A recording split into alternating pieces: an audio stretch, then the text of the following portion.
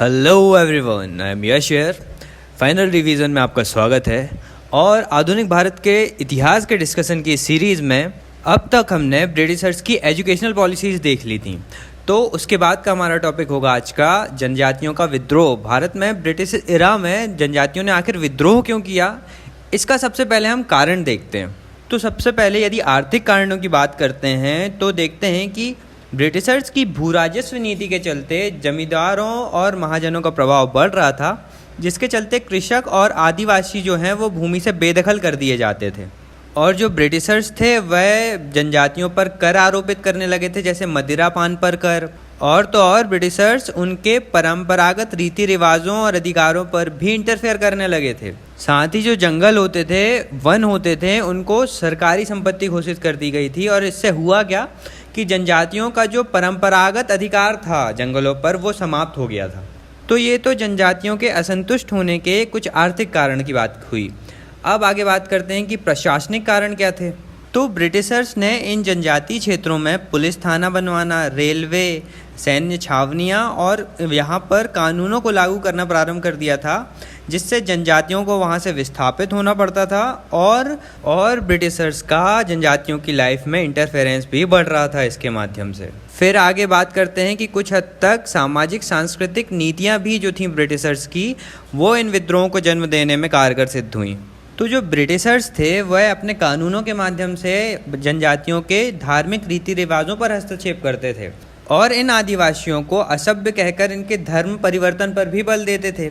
इसी तरह जब नरबली रोकने का प्रयास किया गया ब्रिटिश कानून के माध्यम से, तो खोंड जनजाति ने भी विद्रोह किया था। और इसके अलावा जबरन मजदूरी कराई जाती थी, जैसे रेलवे, सड़क और बागानों में कार्य करने के लिए मजदूरों को बाध्य किया जाता था।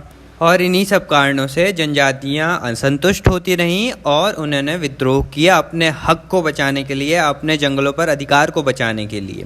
क्योंकि आदिवासी जो लोग होते हैं वह बाहरी लोगों का हस्तक्षेप बिल्कुल पसंद नहीं करते अपने क्षेत्र में, इसीलिए वे अंग्रेज हुए, जमींदार, साहूकार, ठेकेदार आदि लोगों को, जो बाहरी लोग हैं, उन्हें दीकू कहकर बुलाते थे। तो अब ये तो थे जनजाति विद्रोहों के कारण। लेकिन अब देखते हैं कि ये जनजाति विद्रोह सफल क्यों नहीं हो सके, इन्हें असफलता क्यों मिली अपने विद्रोहों में। तो पहली बात तो इन जनजातियों ने कभी एक साथ मिलकर विद्रोह नहीं किया, अलग अलग क्षेत्रों में अलग अलग समय पर विद्रोह करते रहे, इसलिए इनकी संख्या बहुत कम होती थी। तो अंग्रेज इन्हें समाप्त करने में सफल हो जाते थे हमेशा। दूसरी चीज़, विद्रोहों की कोई पूर्व योजना नहीं होती थी, कोई प्री प्लानिंग नहीं होती थी।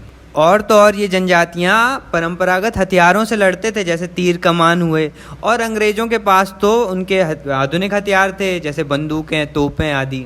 साथ ही साथ ये जनजातियाँ चमत्कारिक शक्तियों पर और अंधविश्वासों पर भरोसा करती थीं। जैसे संताल जनजाति का मानना था कि उनके तीर कमान आग उगलेंगे और अंग्रेज़ों की बंदूकें पानी बन जाएंगी। और परिणाम ये हुआ कि ये जनजातियाँ हारती गईं हमेशा अंग्रेज़ों से। अब आगे देखते हैं कि इनका स्वरूप कैसे था इनके विद्रोहों का। तो पहला, स्वतः उत्पन्न ये विद्रोह थे। इनके पास मुद्दे और नेतृत्वकर्ता स्थानीय ही थे इनके। दूसरा, मसीहावादी स्वरूप था। ये चमत्कारिक शक्तियों पर बहुत विश्वास करते थे और इनका मुख्यतः शोषण से असंतुष्ट होकर इन्होंने अपना विद्रोह प्रारंभ किए थे और इसी असंतुष्टि के अभिव्यक्ति को ये हिंसक स्वरूप में प्रस्तुत करते थे। अतः इनके विद्रोह भी हिंसक होते थे। अब विद्रोहों के कारण, स्वरूप और इनकी असफलता के कारण देखने के बाद हम आगे बात करते हैं कि प्रमुख जनजातीय विद्रोह कहाँ कहाँ हुए और किस किस समय में हुए और उनके कारण क्या थे। तो सबसे पहले होता है भील जनजाति का विद्रोह, जो 1812 से 1819 तक का चला था और अंग्रेज़ों ने इसे बड़ी आसानी से दमन कर दिया था इसका। फिर आगे आता है खासी विद्रोह, जो 1830 से 1833 के बीच चला। इसमें नेतृत्व करता थे तीरथ सिंह। और ये खासी क्षेत्र, ये वही है गारो खासी जयंतिया जो पहाड़ियाँ मेघालय में पाई जाती हैं, उनकी बात हो रही है। तो उस क्षेत्र में जब उत्तर पूर्व में अंग्रेज़ों का नियंत्रण हो गया था ना, तो वहाँ पर सड़कों के निर्माण के लिए ये जनजातियों को बाध्य करते थे, उन्हें मजबूर करते थे श्रम देने के लिए अपना। तो इसी के विरुद्ध यह खासी विद्रोह उत्पन्न हुआ था उत्तर पूर्व के क्षेत्रों में। फिर अगले विद्रोह की बात करते हैं, कोल विद्रोह, जो 1830 से 1832 तक चला, जो छोटा नागपुर के पठार झारखंड क्षेत्र में हुआ था। इसके नेतृत्व करता थे बुद्धो भगत सुरगा राय। और इस विद्रोह का कारण था कि भू राजस्व नीतियों के चलते कोल जनजाति से उनकी भूमियां छीन ली गई थीं और जब ये विद्रोह हुआ तो बाद में प्रशासन ने सुधार कार्य करते हुए इनके लिए एक अलग क्षेत्र का निर्माण कर दिया था कोल जनजाति के लिए। फिर अगला विद्रोह होता है संथालों का विद्रोह, जो 1855 से 56 तक चला। ये झारखंड क्षेत्र में ही हो रहा था और इसके नेतृत्व करता थे सिद्धू कानू, चांद भैरव और फूलो झानू। तो इस विद्रोह का कारण था राजमहल की पहाड़ियों पर संपत्ति का अधिकार होना। क्या था कि वहाँ के जो जमींदार थे वे संथाल जनजाति के लोगों को उनकी ज़मीनों से बेदखल कर रहे थे और इसी से तंग आकर पहले तो जो संथाल जनजाति के लोग हैं उन्होंने स्थानीय अधिकारियों से बात की और जब स्थानीय अधिकारियों ने उनकी समस्या का समाधान नहीं किया तो उन्होंने फिर हथियार उठा लिए। लेकिन बात वही थी, परंपरागत तीर कमानों के साथ वह अंग्रेज़ों की बंदूकों के सामने कैसे टिक पाते। तो अंग्रेज़ों ने तो निर्मम तरीके से दमन कर दिया था इस संथाल विद्रोह का। लेकिन बाद में संथालों के लिए एक पृथक क्षेत्र को घोषित कर दिया था अंग्रेज़ों ने, जहां पर ब्रिटिश कानूनों में थोड़ी शिथिलता दी गई थी।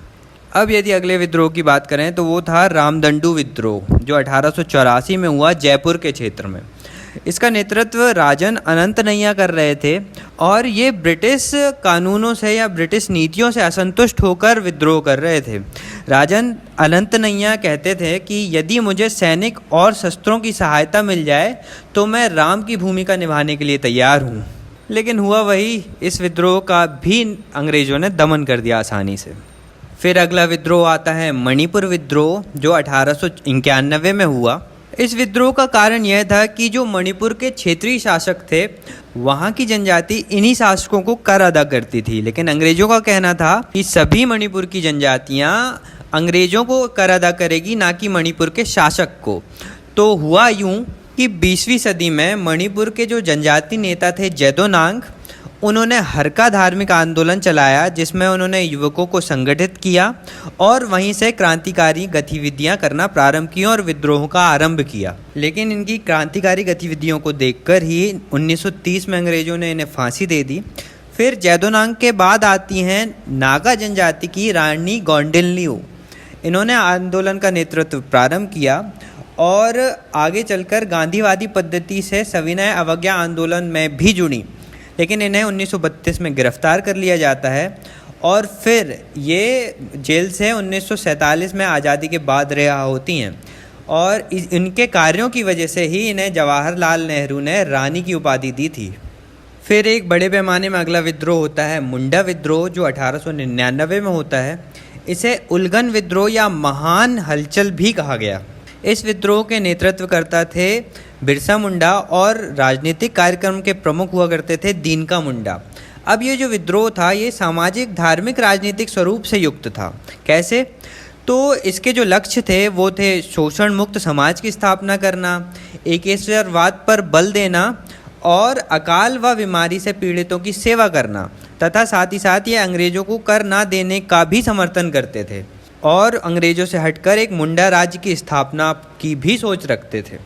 अब इनके कार्यक्रम कुछ इस तरह से होते थे, राजनीतिक गतिविधियां कुछ इस तरह से थी इनकी कि सरकारी नियमों और कर्मचारियों की अवहेलना करते थे, ज़मीन पर रैयत का अधिकार मतलब किसान का अधिकार मानते थे, मालगुजारी पर रोक लगाना चाहते थे और सशस्त्र विद्रोह पर बल देते थे। मुंडा साम्राज्य की स्थापना इनका मूल उद्देश्य था इनके गतिविधियों का। अब ये विद्रोह बिरसा मुंडा की मृत्यु के बाद समाप्त हो जाता है। तो कुछ बात बिरसा मुंडा के बारे में देख लेते हैं कि ये जो बिरसा मुंडा थे ये खुद को चमत्कारीय शक्तियों से युक्त मानते थे। ये कहते थे कि इन्हें ईश्वर के दर्शन हुए हैं और ये मानते थे कि इनके पास रोगों को ठीक करने की शक्ति भी है। ये खुद को वैष्णव धर्म से जुड़ा हुआ बताते थे और प्राथमिक स्तर पर इन्होंने मिशनरी की शिक्षा भी प्राप्त की थी। अब इन्हें गिरफ्तार सन 1900 में सैल रकाब पहाड़ियों में विद्रोह करते समय किया गया था और फिर आगे चलकर जेल में ही इनकी बीमारी से मृत्यु हो जाती है। तो इसी के साथ हमारे जनजाति विद्रोहों का डिस्कशन भी पूरा होता है। तो अब अगले सेशन में हम कृषक विद्रोहों की बात करेंगे, जिसमें देखेंगे कि किसानों ने अंग्रेज़ों के विरुद्ध कैसे विद्रोह किया, कहाँ कहाँ विद्रोह किया और उसका रिज़ल्ट क्या निकला। तो आगे आने वाले सभी लेक्चर्स की रेगुलर अपडेट पाने के लिए यदि आपने चैनल सब्सक्राइब नहीं किया है तो सब्सक्राइब भी कर दीजिएगा और वीडियोस को लाइक कीजिए और शेयर ज़रूर कीजिए। मिलते हैं अगले वीडियो में एक नए टॉपिक के साथ। I am Yash Deria signing off. Thank you so much for listening.